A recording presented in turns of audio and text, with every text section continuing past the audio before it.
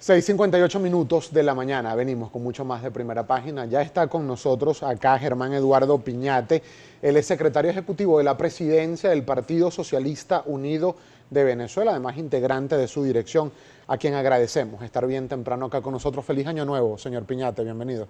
Muchas gracias, Gabriel. Un saludo a todos y todos los usuarios de Globovisión de Primera Página. Feliz año a todo el pueblo venezolano.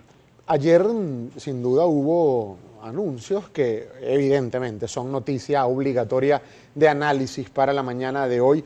Tarek El Aizami, nuevo vicepresidente ejecutivo de la República. Desde temprano estamos recibiendo algunos comentarios de la audiencia, señor Piñate, y pareciera ser como una media que la mayoría considera que realmente no hubo cambios, sino las mismas caras de siempre, solo tomando posiciones distintas. ¿Usted qué opina? Mira, en primer lugar yo creo que hay que contextualizar las modificaciones que hubo en el gabinete ejecutivo. Nosotros venimos de un periodo difícil, complejo, un año difícil, complejo, exigente, en el cual resistimos una embestida muy grande, ¿no? Sobre todo con la guerra no convencional, elementos fundamentales de la guerra no convencional, la guerra económica. Resistimos y vencimos. La situación en la cual estamos hoy, las fuerzas de la revolución, el gobierno de Nicolás Maduro, es sustancialmente mucho más positiva que la que recibimos, en la que estábamos a estas alturas del año pasado. ¿Ok? Absolutamente.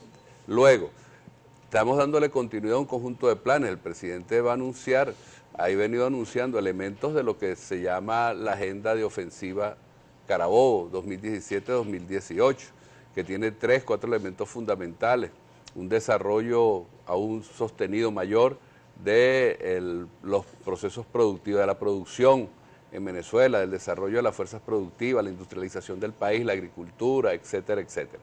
En segundo lugar, son líneas estratégicas, una línea de defensa de la lucha por la paz contra las bandas criminales, el paramilitarismo, sobre todo a nivel de lo concreto. Ahí se ha avanzado algo de manera sustancial, de manera importante con las OLP. En tercer lugar, ya lo había dicho en el mes de agosto del año pasado, es profundizar un proceso de fortalecimiento y consolidación de las misiones socialistas.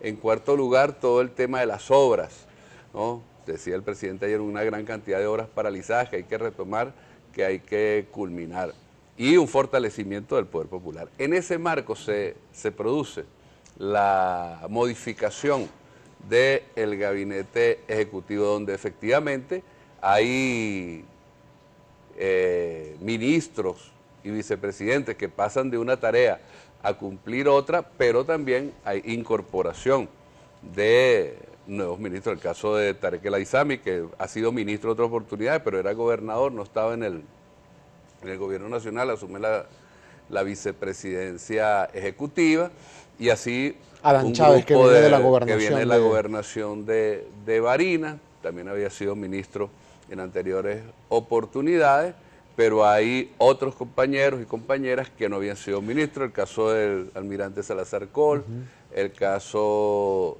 Ramón Lobo, Hugbel Roa. De Ramón Lobo, de Hugbel Roa, de la compañera del Ministerio de Salud, Antonieta Caporales, en fin, hay un conjunto también de elementos nuevos. ¿Se está radicalizando creo que es muy mezquino el gobierno del presidente Nicolás Maduro, señor Piñate? Yo creo que el gobierno está adaptándose a las exigencias del momento, que implica un proceso de ofensiva revolucionaria, de avance, de profundización de nuestra tarea de construcción del socialismo en el marco de una coyuntura de confrontación, digamos, de opinión política, de lucha entre distintos factores que se ha venido agudizando en los últimos tiempos. Esa lucha dentro de los distintos factores a la que usted hace referencia incluye también luchas de facciones internas dentro del partido de gobierno, que si la tendencia de tal o la tendencia de cual, hay quienes hablan de la tendencia de Diosdado Cabello, la tendencia de Nicolás Maduro, la tendencia de Tarek El Aizami, la de Jorge Rodríguez. En el partido de verdad que no hay tendencias, ¿no? Y en la dirección nacional menos. En el partido hay una profunda unidad en este momento en torno al proyecto bolivariano, en torno al liderazgo del compañero Nicolás Maduro, en torno a la defensa del legado del comandante supremo Hugo Chávez, en torno al proyecto. Los planes que ha venido anunciando el presidente Nicolás Maduro, los cambios que ha venido ejecutando el gabinete, cuentan con el respaldo absoluto del Partido Socialista Unido de Venezuela. Ok, eso es lo primero que tenemos que tener. Eso contrasta con otras situaciones dentro de la política venezolana, con la derecha venezolana, con la Mesa de la Unidad Democrática y otros factores que están fuera de la Mesa de la Unidad Democrática. En todo caso, cuando yo te hablo de una agudización de la lucha es precisamente con esos factores que quieren acabar con la revolución y que lo dijeron el año pasado, que se dedicaron a eso durante todo el año y fracasaron rotundamente. Son varios los temas que darían para analizar estos cambios en el gabinete y yo me quisiera concentrar principalmente en dos. Uno de ellos, ¿hay claridad en el gobierno, señor Piñate, en cuanto a qué hacer con la economía venezolana? Y le hago esta pregunta porque nosotros estamos por entrar ahorita en este año 2017 en el cuarto año de gobierno del presidente Nicolás Maduro. En 4 años de gobierno se han cambiado en 3 oportunidades al menos la conformación de lo que es la estructura económica del propio gobierno. Se han unificado ministerios, se han separado, se volvieron a unificar, se separaron de nuevo y recientemente ayer se volvieron a unificar ministerios del área económica. Ha habido varias designaciones. Pareciera no haber claridad o no haber continuidad en una política enfocada al área económica del país. ¿Usted qué opina? Mira, nosotros tenemos un proyecto económico, y un proyecto político, y un proyecto social, un proyecto revolucionario en general. Y el proyecto está diseñado y está contenido en el Plan de la Patria, con establecimiento de metas, etcétera, etcétera. Y ese Plan de la Patria establece con absoluta claridad que la tarea fundamental en este periodo de construcción del socialismo tiene que ver con crear las bases materiales de nuestro socialismo. Eso implica desarrollar las fuerzas productivas nacionales y tenemos una visión estratégica. Para eso se han desarrollado un conjunto de tareas que implica que en determinadas circunstancias nosotros podemos modificar la conformación y esa tiene una facultad que tiene el presidente de la República, la conformación organizativa, digamos, desde el punto de vista institucional, de la dirección de la economía del país y cambiar o modificar la composición, digamos, de los cuadros que están al frente de esas tareas. Precisamente por eso, y además de eso, porque efectivamente la guerra económica y los objetivos económicos que nos proponemos en el marco de la revolución, que son derrotar la guerra económica y avanzar en la construcción del modelo económico productivo socialista, implica un conjunto de movimientos tácticos que hay que hacer y de maniobras, etcétera. Por eso es que se producen esos cambios. ¿Hay claridad en el gobierno en materia de política económica? Yo entiendo que hay claridad en el gobierno hacia dónde avanzamos y de los pasos que tenemos que dar. Ahora, señor Piñate, ¿ustedes están conscientes a lo interno del partido de gobierno que de acuerdo a varios estudios de opinión, la población venezolana no cree mucho en el tema de la guerra económica? Es decir, no lo siente como una guerra tal. Eso no significa que no exista. ¿Okay? El hecho de que nosotros hayamos tenido deficiencia en la explicación, en el convencimiento de algunos sectores de la población venezolana de la existencia de la guerra económica, eso es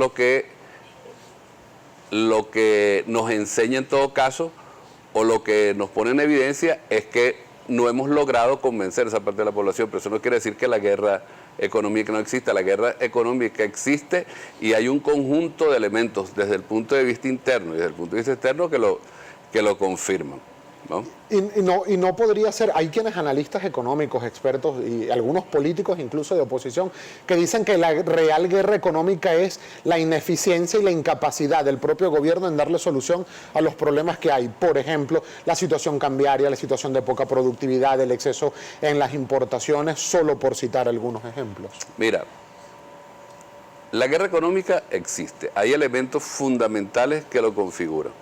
El ataque a la moneda venezolana, que no es una cosa que empezó hace 2 meses, ¿okay? Sino que ha sido una tendencia permanente desde hace muchos años, pero intensificada a partir de la muerte, de la desaparición física del comandante Hugo Chávez, en primer lugar.